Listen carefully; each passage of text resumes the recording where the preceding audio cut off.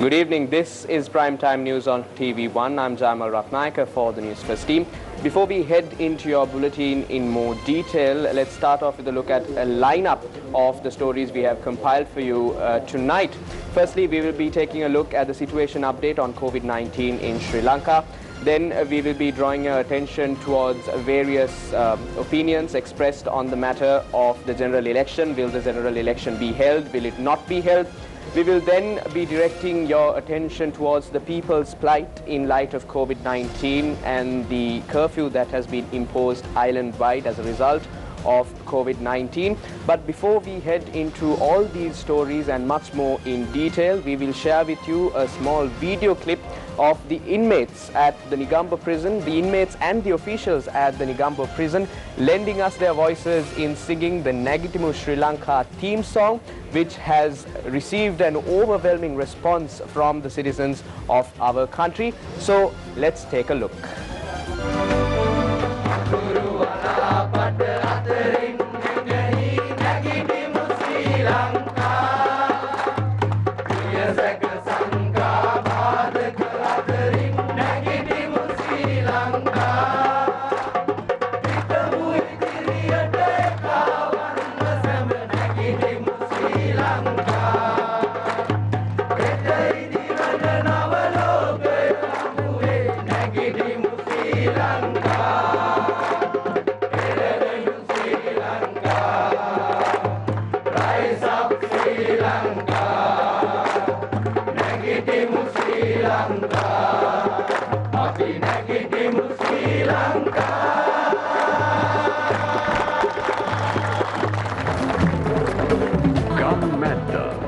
Nagitimu, Sri Lanka.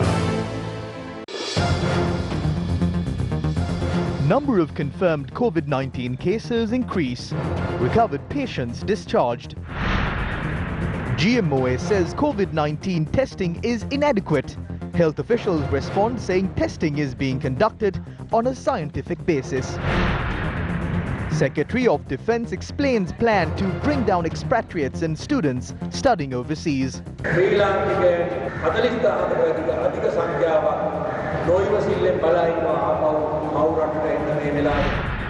Farmers in Mullaitivu will lament over inability to sell over 130,000 kilos of vegetables. Vijayadasa Rajapaksa accuses Elections Commission of evading responsibility of announcing a date for the election. On to those stories in detail. Secretary to the Ministry of Defence, retired Major General Kamal Gunaratne, says that the priority of the government is to eradicate COVID-19. He expressed these views in Jaffna today. Retired Major General Kamal Gunaratne arrived at the Palali Air Force Base in Jaffna this morning to honour the security officials on duty amidst the COVID-19 pandemic and to discuss the prevailing situation in Jaffna. Currently, more than 40,000 Sri Lankans are eagerly waiting to come to their motherland. They are of the opinion that their motherland is safer than the developed countries they reside in now. At about 5,000 Sri Lankan students who are residing overseas are patiently waiting till we welcome them. We have to bring each and every one of them, but we cannot bring everyone at the same time. We do not intend on doing that and letting the tireless efforts taken by our tri-forces and the health officials to go waste in 2 to 3 days. Therefore, it will take some time. But we are hoping to bring these children as soon as possible. Then we will take the necessary actions methodically to bring every Sri Lankan who wants to come to the country. After the discussion, retired Major General Kamal Gunaratne expressed the following views. We have named several districts as high-risk areas in the prevailing situation. Jaffna district is one of them. We don't want to see the innocent people of Jaffna infected with this disease. Although the people are inconvenienced due to the curfew, we might have to extend to control the situation and to save lives. We are Sri Lankans regardless of our religion and race. Myself, as the Secretary to the Ministry of Defence and the government, do not want to see any Sri Lankan admitted in hospital due to this virus or succumbed to it. මම පුද්ගලිකවම ආරක්ෂක ලේකම් විදියටත් මම බලාපොරොත්තු වෙන්නේ නැහැ. The Inland Revenue Department has introduced two methods for the payment of the payee tax for the months of January, February and March. Those with a monthly income above 250,000 rupees will be liable to pay this tax. The payee tax has to be paid before the 15th of May, and this can be done either by opening a personal income tax file, or the company of the employee could pay the tax amount to the Inland Revenue Department as was done before. The notice adds that if the company had paid the employee the entire salary without deducting the tax, they can pay the employee's payee tax to the department, and then the employee can reimburse the company. The Inland Revenue Department stated that this procedure will continue to be valid in the future as well. Thereby, those earning an income above 3 million rupees could pay the payee tax after opening a personal tax file at the Inland Revenue Department, or this amount could be paid by his employer after deducting the sum from his salary. If an employee is willing to pay this tax, he can write to his respective company requesting to deduct the tax from his salary to send it to the Inland Revenue Department. The taxpayer should open a file for that. This does not mean that the payee tax has been reintroduced. An employee who had earned more than 250,000 rupees can request his company to deduct the tax if he is willing. The employee does not have to calculate the payable tax. The employer will calculate and do the needful. The convenient feature of this system is that the tax will not have to be paid as a huge chunk, but instead in small portions. The applicable tax is less than what existed earlier. Therefore, we request the employees to kindly express their consent to pay the tax. ඒ කියන්නේ සේවකයාට පහසුවක් දැනෙනවා. ඒ හින්දා අපි ඉල්ලීමක් කරනවා මේකට අනුගත වෙමින් සේවකයන්ට ඒ ගෙවීම කරන්න කියලා. නැවත වතාවක් ආණ්ඩුවේ අර්බුදය It has been proven again that the people are being burdened as a result of the crisis within the government. The IRD has issued a circular calling on employers to deduct the tax based on the income of employees from the 1st of January to 31st of March. The circular also requests employers to declare the payments before the 30th of April and to pay them before the 15th of May. There is a financial crisis in the country. How can the government impose taxes when several sectors are inactive and the people are not going to work? Therefore, the government, which once asked the employees to open a tax file for themselves, is now telling the companies to deduct the salaries of employees. That is why we said the parliament should be convened to resolve such financial issues so that the people will not be burdened against the backdrop of the coronavirus. සේවකයාගේ ඉපයීම් වලින් අඩු කරලා බත් දෙවන්න දේශීය ආදායමකට කියලා. මේකට තමයි කිව්වේ පාර්ලිමේන්තුව කැඳවලා මූල්‍ය තීන්දුව తీරන අරගෙන රටේ මූල්‍ය අවශ්‍යතාවයක් තියෙනවා නම් මේ කොරෝනා ASCII මිනිස්සු කොරෝනා වලට වඩා වැඩි පීඩනයක් ජනතාවට එල්ල නොකර මේ ප්‍රශ්නය විසඳන්න කියලා. The International Monetary Fund said it will be reviewing the request made by the government of Sri Lanka on its rapid credit facility. This statement was made during a press briefing on Asia and the Pacific by the IMF yesterday. That said, Asia's current growth rate still fares better than other regions. For 2021, there is a hope. If containment policies succeed, we will see a rebound in growth. However, it is highly uncertain how this year will progress. The Ceylon Chamber of Commerce, in a communication to His Excellency the President, has proposed a shared vision, economic recovery strategy and stimulus plan targeting an accelerated post-COVID recovery of the Sri Lankan economy. The following sets out the key implements of the proposal addressed to His Excellency the President by the Ceylon Chamber of Commerce. Number 1. Primacy for protection of livelihoods as an immediate exit priority, where Sri Lanka's human development and socio-economic baseline indicators are protected as first priority. Number 2, target the achievement of a U-shaped economic recovery at the national average level, where Sri Lanka regains its economic growth rate within 6 to 8 months of the COVID-19 exit, while aiming for V-shaped recovery in targeted internal sectors, culminating in a similar V-shaped recovery at national level in the longer run. Number 3, unequivocal support for strong measures required to establish a foundation for accelerated recovery. Number 4, commitment of 2.5% to 3% of GDP towards economic recovery over a time frame of 12 months. Alongside the consequent funding measures and expenditure controls, the government of Sri Lanka will necessarily need to put in place. Number 5, recognition of the role of the private sector in achieving the shared vision of accelerated recovery.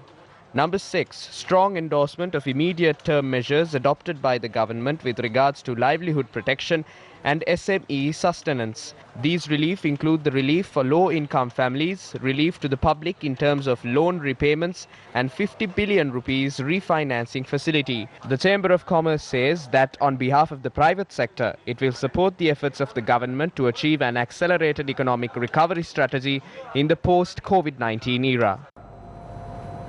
Taking a look at the COVID-19 update for Sri Lanka today, 161 patients suspected to have contracted the COVID-19 virus are being treated at hospitals.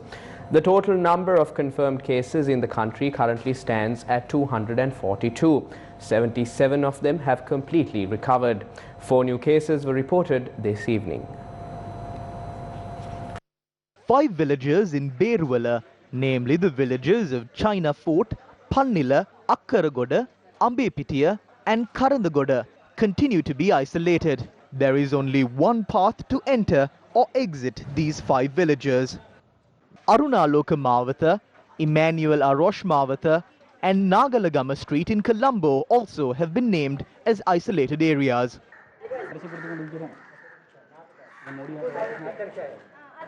Among the other areas that have been isolated are Suduvella in Jayala in the Gampaha district and Akurana in the Kandy district. According to our correspondent, residents of Attavillua have been ordered to self-quarantine, while the village of Kudumayan Kulam continues to be isolated. The Danamagama village in Ampara too continues to be isolated. Homeless people in the Colombo district were relocated to the Gunasinghapura bus stand today. The homeless and street vendors in Grand Pass, Nagalagam Street, Halsdorf, Bandaranayaka Mawatha in Gunasinghapura, Mihindu Mawatha in Maradana and Arnold Ratnayaka Mawatha were gathered since the 20th of last month. 360 such people were held at the Gunasinghapura bus depot. This group of people were given new clothes and protective face masks at the main bus stand in Gunasinghapura.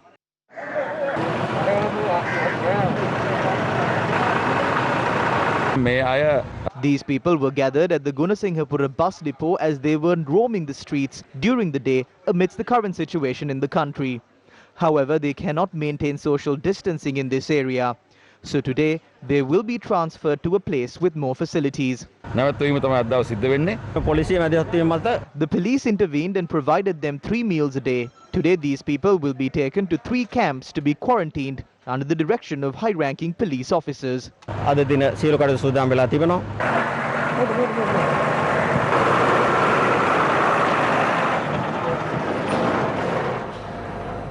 Meanwhile, a number of parties had questioned the mechanism of conducting COVID-19 tests in Sri Lanka. The Director General of Health Services, Specialist Dr. Anil Jasinghe, responded to those queries.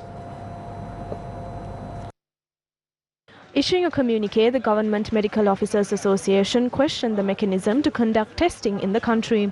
The association points out that the health sector has been unable to conduct tests on 3,000 people who were identified as those who maintain close connections with patients who tested positive for the virus. The GMOA points out that while 1,500 tests for the COVID-19 virus can be conducted daily, the authorities are conducting only 500 tests a day. They point out that delays in testing further postpones the date on which the country can resume. The GMOA also addressed a letter to the Director General of Health Services highlighting these issues. In the letter, they raised concern over the failure to implement the aggressive testing and the test method as recommended by the World Health Organization. The GMOA states that authorities have failed to inform the country about the risks involved in the spread of this virus through contact and adds that the failure on part of the epidemiology unit to share information has become a serious issue. The GMOA also points out that there is a shortage of about 500 types of medical drugs. They further point out that attention should be focused on delays that may be experienced in hospitalizing patients with sudden illnesses such as heart conditions. We must be informed of how many coronavirus patients are there in the country. We don't know. Sri Lanka got testing kits from China. We have 40,000 tests to be conducted. They have the equipment, but what are they doing? They should test. We should implement the test method. The people of the country, the opposition, all of us want to know how many people in the country have been infected by this virus.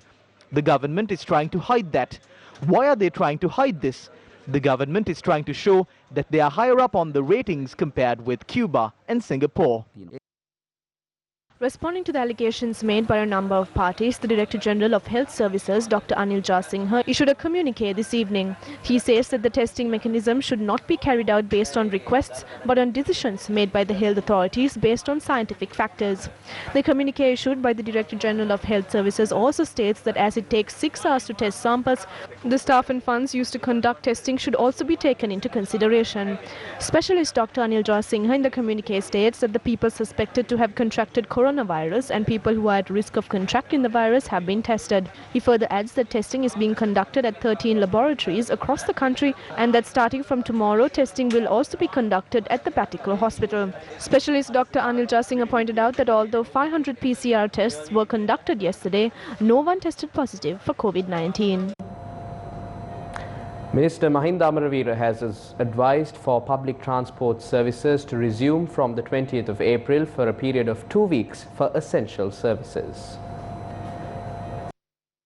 A special discussion on public transport services would be carried out if the government decided to allow public and private organizations to resume operations from the 20th of this month was held at the Ministry of Transport Services Management today. At the meeting, it was decided to take certain measures to ensure the safety of commuters from the 20th if the government opts to resume operations of public and private organizations. These decisions include a strict enforcement of health and safety regulations prescribed by the government, temperature checks for all passengers at all train stations, and notify health authorities and acting according to their advice if a passenger displays symptoms including fever, cough and cold. Providing public transport only for essential services. Strict enforcement on the railway ordinance, which will completely prohibit spitting, begging or trading at railway stations and train compartments, making it mandatory for all passengers to wear protective face masks and maintain a distance of 1 meter as prescribed by the health authorities, disinfecting railway stations, train compartments and buses at least 2 times a day. Disinfectants from this will be ordered from the Petroleum Corporation. It was also decided to allow people who are not engaged in providing essential services to enter buses or trains, as people may attempt to visit their relatives or travel unnecessarily when the country resumes activities. The process of sorting letters and parcels which have accumulated at the Department of Posts has begun.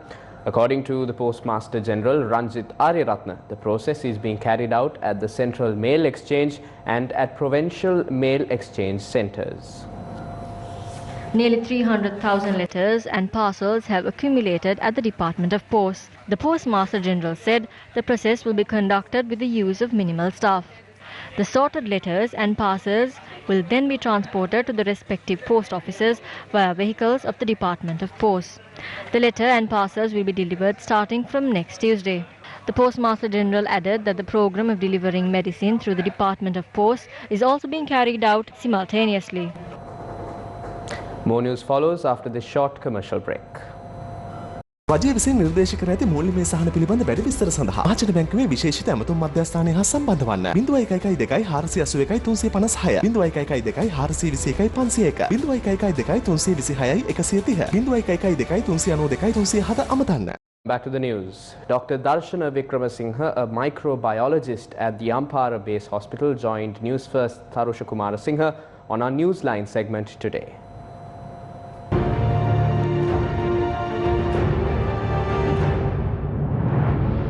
Doctor, let's get to it straight away. There has been a few months since the COVID-19 outbreak, actually about 2 months here in Sri Lanka. Still, there is no permanent cure or a vaccine for this virus, but against a backdrop where the world is chaotic, the global situation of COVID-19 is chaotic, Sri Lanka is slightly looking towards the brighter side, slightly loosening up, but still being preventive, being away from this virus is of utmost importance. What do you have to say right now with the current situation? What should the people do? Yeah, I think I just come to a prediction or predict about it. If I say it's danger, yes, it's danger, because now what we can do is we have to wait and see, because different countries, they are taking different actions, and always individually they are taking different actions. Like some actions are specific for our country, but some countries they are trying, and when it is failed they go for another action. But at the moment what we can see is the actions what we are taking in our country, it seems like it's controlling, but we don't know what will happen, because still we don't have clear idea what is this virus, how it behaves, and how it will be in future. Because when we come to a virus, it is not like bacteria sometimes, because that can change their genetic material. So then there can be different peaks, and also the effect can be varied in the individualized, or sometimes it may be different on the climate and the person's immunity, and there are so many different factors. But some viruses where we got earlier days, we know what are the factors, but here, as this is a new virus, we don't have a clear idea what it is and how it behave in future. So we have to satisfy with the current situation, but we can't go for a how it will be in the future. It's a question. What are the preventive measures that people in Sri Lanka right now should take? Yeah, because it is very clear this don't have a vaccine. Yes. And also this don't have an antiviral treatment. So only thing is preventive measures. So it is very clear, there's no doubt about that. So we have to adapt to the preventive things. So very simple things, not very complicated things, like hand washing, as we discuss always. It's a very important thing at this moment, where we can use soap and water. Yes. That means everybody can do that. Nobody can say we don't have water, we don't have soap, because it's easily found in our country. Another thing is we need to prevent this virus enter into our body. So we have to make a barrier in between the virus and our body, the mucosal epithelium. So for that, one simple method is using a face mask. Yes. But the problem is everybody knows about the face mask at the moment, but the way that we are using is problematic. Okay. So that's the questionable thing. What is the face mask that we have to use? How we have to use it to prevent from this coronavirus? So that is the major problem that we are facing. Another thing is using disinfectants. Everything and most of those things, the people and even the lay people, they don't know about this, but there are so many gaps, the methods and how they are using as a preventive method. So we have to give the knowledge properly to those people to use them in a proper manner. The virus has entered a different phase now in Sri Lanka as well as on a global scale. Two words have been very prevalent in the recent past, that is community spread. Is the virus spreading on a community level in Sri Lanka right now? No, actually it is controlled in our country, if we think about mainly in our country, because now we can see like virus positive patient, and mainly we have find the surrounding people, like if father got the disease, son or the wife will get the disease, but it is rarely spreading to the other people. Okay. Because with the quarantine measures that we are taking in our country, it is controlled. So, and the community spread is like not 100%, but somewhat controlled in our country. As I mentioned earlier, doctor, people in Sri Lanka are slowly starting to be on the positive outlook of this whole situation. There are talks of curfew being lifted, certain areas, the shutdown areas coming out of that situation. At this particular moment of time, do you think it's the right decision? Oh, it's very difficult to say whether it's right or wrong. Only thing what my advice is, what I think is better to take the expert advice and come into a conclusion, because some may think this is the best way and some may say no, this is not the way, we have to do like this, but we don't have much research to prove this is the best thing. So we have to try and see, and for that what we can do is we can take the experts advice and we have to come into a final decision and do what is suitable for us. Sometimes this may be right, sometimes may be wrong, but we have to go for the best decisions at this moment. My final question, what should the people of Sri Lanka do right now? Yeah, I think we have responsibilities. So as a responsibility, the most important responsibility is we have to save our life, and then next is our loved people we have to protect. So if we all are doing like that, the whole community will be protected. So in that case, we know only measure is prevention. So we have to adapt it to those preventive measures, and we must try it our best to do that. Like we have to learn how to do those things, how to prevent from coronavirus, and we have to get the proper education for that, and we have to adapt to those proper methods, and we have to continue that. So I think that is our responsibility, and that's the best thing that we can do at the moment to control the corona in the country.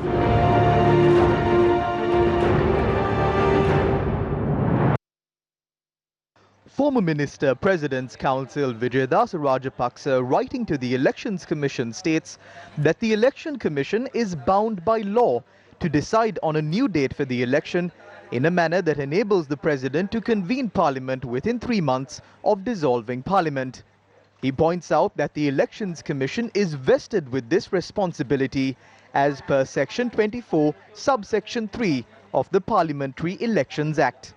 Vijayadasa Rajapaksa alleges that although the Elections Commission issued a Gazette notification after accepting nominations on the 20th of March 2020, the Commission has failed to fulfill their responsibility of announcing a new date for the election as per the provisions of the Act. He points out that if health officials caution against holding the elections on the new date that has been announced by the Elections Commission, that should be considered during that time frame. President's Counsel Vijayadasa Rajapaksa stresses that it is futile for the President to seek a determination from the Supreme Court on this matter, as there are adequate provisions in the law to deal with such a situation. Vijayadasa Rajapaksa informs the Commission that if they fail to perform this duty vested with them by the Constitution to ensure the sovereignty of the people and cause turmoil in the country, the Commission will have to be held responsible. Chairman of the National Elections Commission, Mahinda Deshapriya, said that the Commission will convene on the 20th of this month to discuss matters pertaining to the general election. The Commission is also due to discuss the possibility of conducting the election. The chairman of the Elections Commission said that discussions on the matter are currently being held with the government printer and the postal department. Mahinda Deshapriya said that the possibility of holding the elections and the spread of the COVID-19 virus will be discussed with all sectors in the country, including the health, defense and state administration sectors.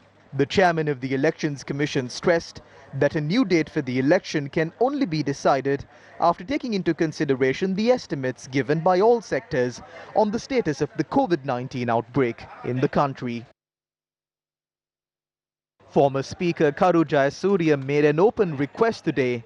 The former Speaker requested concerned factions to put aside party differences and to implement a swift and meaningful process in order to avoid a political crisis during this challenging time. While Jayasuriya points out many other countries have already set aside political affiliations to face this health crisis, Sri Lanka is the only democracy which is facing this crisis without a legislature to pass laws and financial appropriations to combat the pandemic and its economic consequences.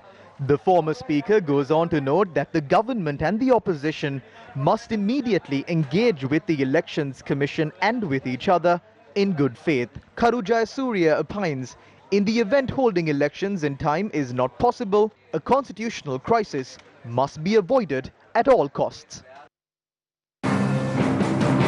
The Secretary to the President, responding to the letter sent to the President by the Commission, pointed out that the Elections Commission has the power to decide to hold the election, announce a date for the election and postpone the election. The Commission has a responsibility to issue a statement regarding that.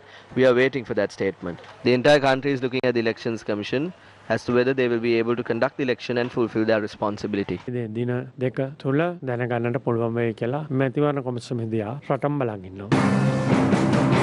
මේ මොහොතේම ඇතිරෙන පැවැත්. The spread of the coronavirus in the country could clearly increase if an election is held now.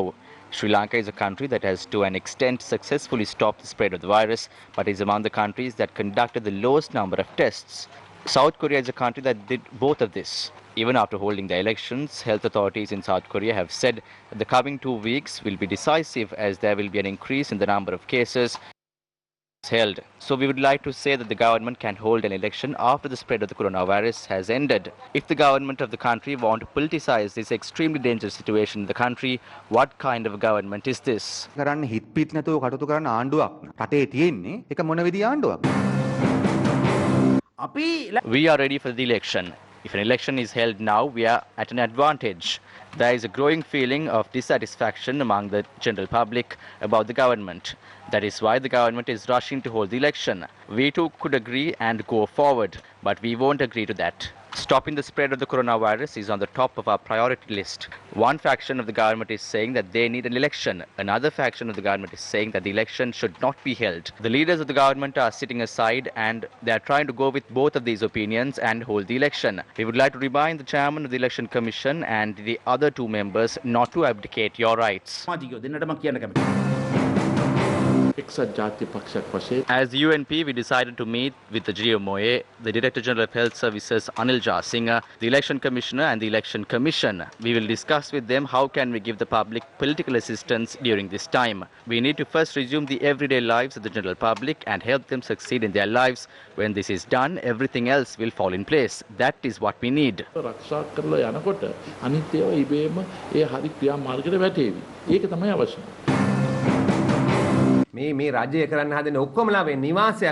government is trying to keep everyone in their homes and conduct their political campaign. That is what they are doing right now. So I think that this must stop immediately.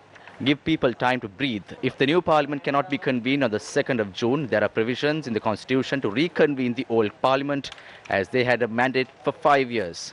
So convene that parliament, then there is no need to dissolve that parliament until the 1st of September.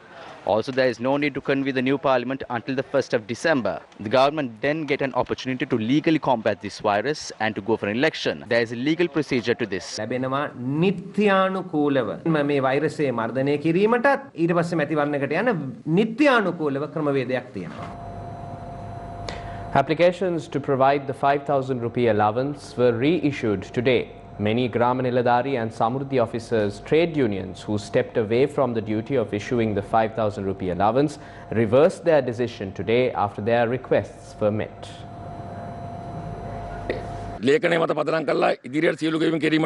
We have reached a decision to make all the payments based on the document. If there is any issue with the documents, to make amendments based on the recommendation of the members, to seek the approval of all members if someone is newly included and not to fill any forms again.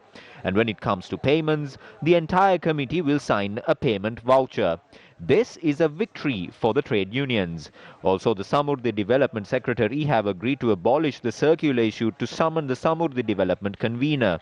Thereafter, all the members are now valid members, and also they have agreed to issue circulars only by the Secretary to the Prime Minister hereafter. We hereby put a stop to the trade union action. The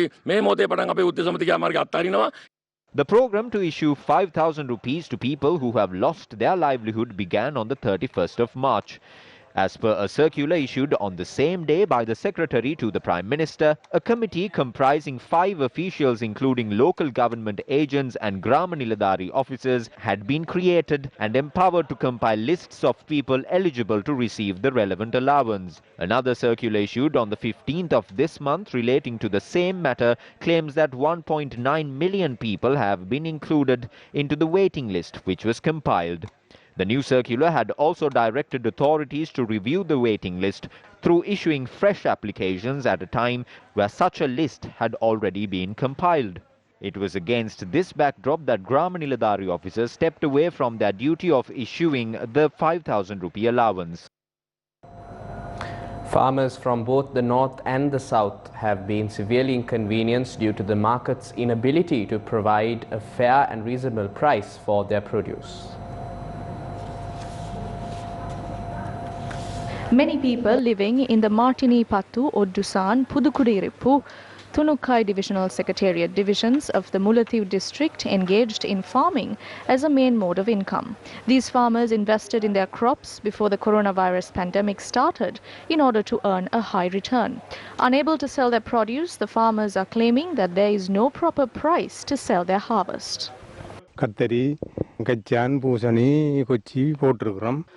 We planted eggplant, puhul, peanut, capsicum. We are unable to sell any of them. We can't hire anyone as well. We have no way to make a living. Our vegetable produce is spoiled because of the curfew. We can't take these to another area, so we throw them away.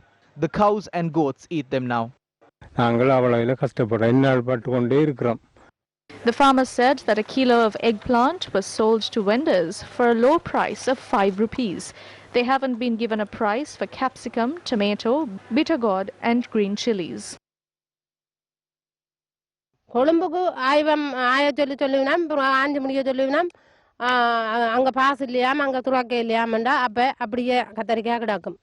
were told to pluck and keep the fruits and vegetables that are to be sent to Colombo.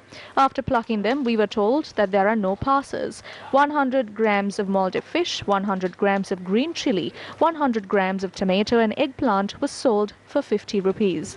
Now they are not sold for that price. Fertilizers are now expensive. Fertilizer is not available for 3,500 rupees.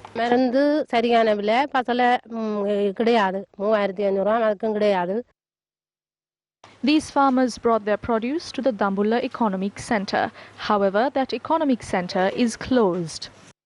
Everything would be ruined if we had not plucked our produce during the April winds. There is no way for us to take papaya. They should be sold after 2 days of being plucked. We can't sell them even for 20 rupees or 30 rupees. We got 6,000 rupees for 600 kilos. Our produce is being spoiled in front of our eyes. Tons of puhul, eggplant, capsicum in the Karaturapattu, Oddusan, Pudukudiripu Divisional Secretariat divisions are being wasted after not being sold. The farmers have no other choice but to let the produce of watermelon, papaya and banana get spoiled. A social media activist named Swarna Malkanti, who was arrested for a statement she had made on social media, was released on bail today.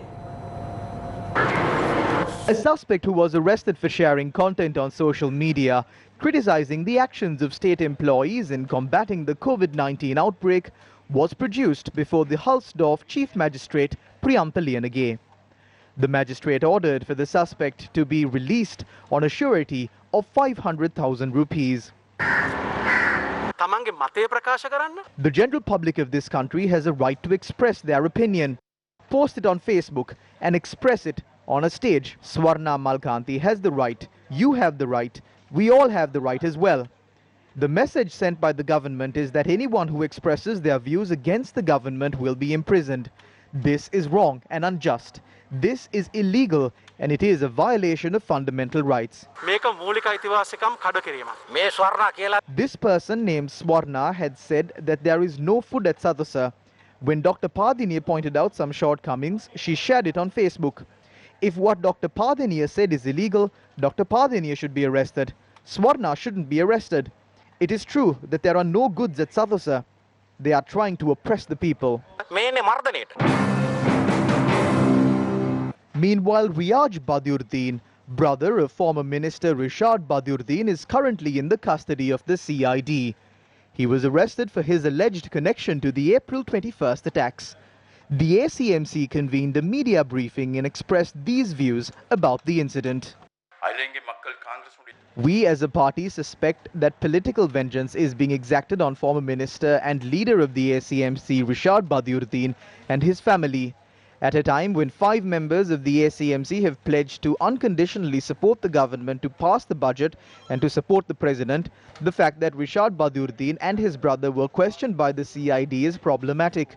We request the government to stop pressurizing the leader of the party and his family.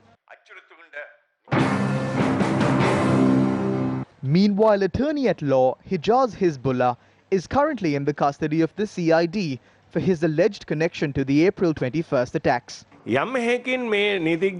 I believe that as long as the authorities do not reveal the reason behind his arrest, this attorney's personal rights have been violated, because you cannot arrest an attorney for his relationship with a client. But the police have not revealed the reasons behind his arrest as well as the possible charges against him. Then we have a suspicion as to if he is being held on detention orders under emergency law or the Prevention of Terrorism Act. The police or the Ministry of Defence have not released any statement on this. There is a serious issue regarding the professional rights of this lawyer as well.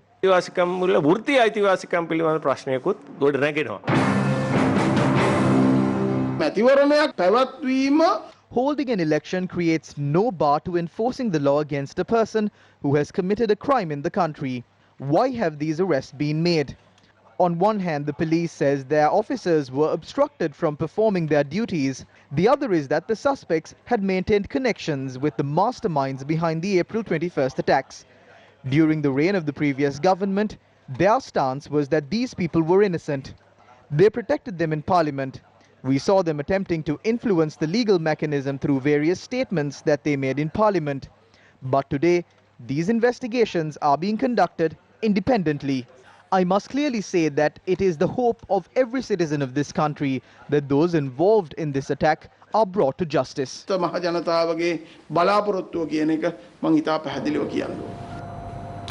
now cross over for a short commercial break. රජයේ උපදෙස් පරිදි ක්‍රියාත්මක ණය සහන මහජන බැංකුවේ ගණදනුකාර බහුතොන් වෙත ලබා ගැනීම සඳහා අයදුම්කරුගේ නම ජාතික හැඳුනුම්පත් අංකය ජංගම හෝ ඉතුරුම් ගිණුම් අංකය ණය මුදල යන තොරතුරු 0706යි 481යි 481 0768යි 481යි 481 යන දුරකථන අංකවලට SMS මගින් හෝ Viber WhatsApp ඊමෝ යන ඕනෑම මාධ්‍යයක් කරහා 2020 අප්‍රේල් මාස 30 වන දිනට පෙර ඉල්ලුම් කරන්න. නැතිනම් coronarelief@peoplesbank.lk විද්‍යුත් ලිපිනයට යොමු කරන්න. Episode 1 of the webinar titled Post-COVID-19, The New Normal. With eminent panelist R. Tyagaraja, CEO of Cargill's Bank Limited, Aruna Ekanayaka, former chairman of the Ceylon Chamber of Commerce, Shakta Amaratunga, former regional head, BAT Industries, Finance and Audit, Beshal Demel, an economist at Verite Research, Dhananath Fernando, Chief Operating Officer, COO, Advocata Institute. Moderated by Shamir Rasuldeen. Sunday at 6 p.m. And with that, it's a wrap of Primetime News on TV1. For the Newsfirst team, I'm Jamal Ratnayaka with tonight's sign language interpreter, Tharaka Gabriel. We leave you tonight with the following footage. Take care, stay safe, and good night. Valapata atarin hinahi nagatimi Sri Lanka. Diusaka sanka badka atarin nagatimo Sri Lanka. Hitamui diriyamae kavanne manikatimo Sri Lanka. Et idivina nagavo kaya hamue nagatimo Sri Lanka. Nagatim Sri Lanka.